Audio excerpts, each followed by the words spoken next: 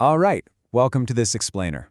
Today, we're unpacking something truly fascinating and honestly, deeply provocative. It's a piece of speculative writing called A Postmortem Address to the People of Sabah, and it's dated June 6, 2026. Now, what makes this document so incredibly unique is its perspective. It's written posthumously, literally in the voice of Peter J. Mojuntin. If you know the history, he was a massive political figure in Sabah who tragically died in the infamous 1976 66 plane crash. Just to be completely clear right off the bat, our goal here is to stay strictly impartial. We aren't here to validate or debunk any of the historical or political claims made in this text. Instead, we're going to deconstruct exactly what this document is saying, how it builds its arguments, and why it's calling out so urgently to the current generation. Okay, let's dive into this. The text kicks off with this incredibly heavy, mysterious tone. Just listen to this opening. They say the dead do not speak, but prophets do. By writing from beyond the grave, 50 years after that fatal crash, the author positions Mojuntin not just as a ghost, right? He's a father, a Kadazan, and a silenced prophet waiting at the door. The whole thing is framed as this desperate, urgent letter directed squarely at the youth and the people of Sabah, no matter where they happen to be in the world today. It basically frames the last 50 years not as an era of progress, but as a period of profound unrest. Section 1. The Voice from 1976, Analyzing the Historical Anchors.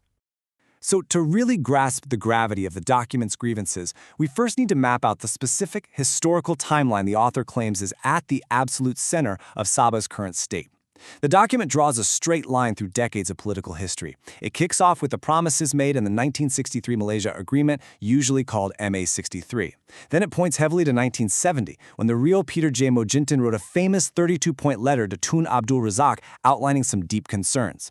Next up is that mysterious 1976 66 plane crash that silenced him. From there, the text jumps to 1991, using it as a crucial benchmark for demographic data, and leads all the way up to the speculative present day of 2026, the 50th anniversary of the crash. Essentially, the author uses this timeline to argue that today's struggles, they were set in motion decades ago. Section 2. Sabah's Demographic Math, the Cruel Arithmetic. Now, what's really interesting about this is how the document pivots from those historical events to what it calls cruel arithmetic. And this gives us one of the absolute most chilling quotes in the entire document. They did not need to convert you, they only needed to outnumber you. The author is making a very specific, incredibly serious allegation here. The text claims that the overarching strategy used against the indigenous people of Sabah was never actually about forced religious conversion, which, if you remember, was a huge fear back in the 1970s. Instead, it alleges a deliberate, highly calculated strategy of demographic engineering. And there's a massive number the document uses to anchor that claim, 1.04 million. According to the text, this is the staggering number of documented non-citizens currently living in a state that only has 3.4 million documented citizens. Just put that into perspective for a second. The speculative voice of Mojuntin explicitly challenges the reader to question this reality, basically demanding to know why the federal government in Putrajaya hasn't been made to answer for a demographic anomaly of this absolute scale. The author then literally pleads with the youth to look at the stark contrast in these numbers. On one hand, from 1991 to the present day, the Kadazan Dusun population experienced natural growth.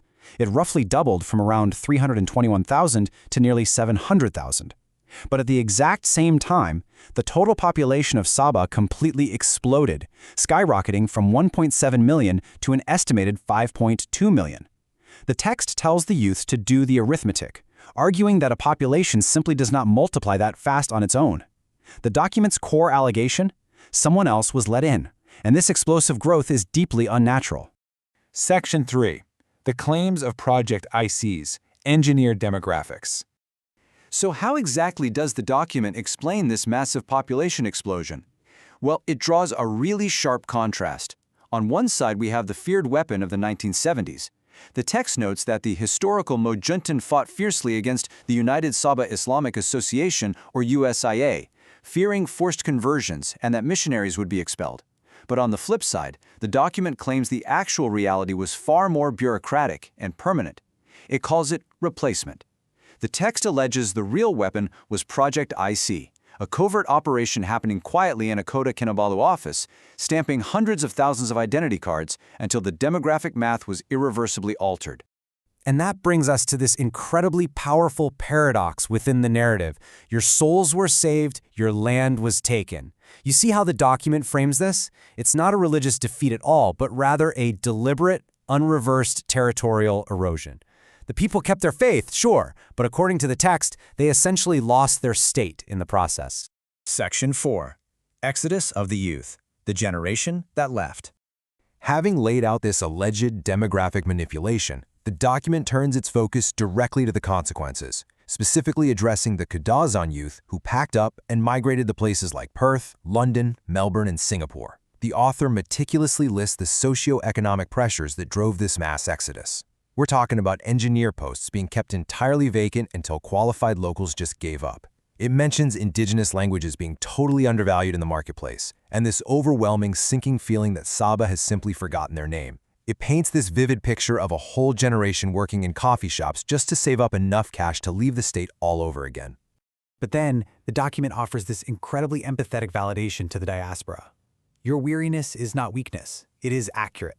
The author is telling the youth, look, you're tired because what was done to your state is genuinely exhausting.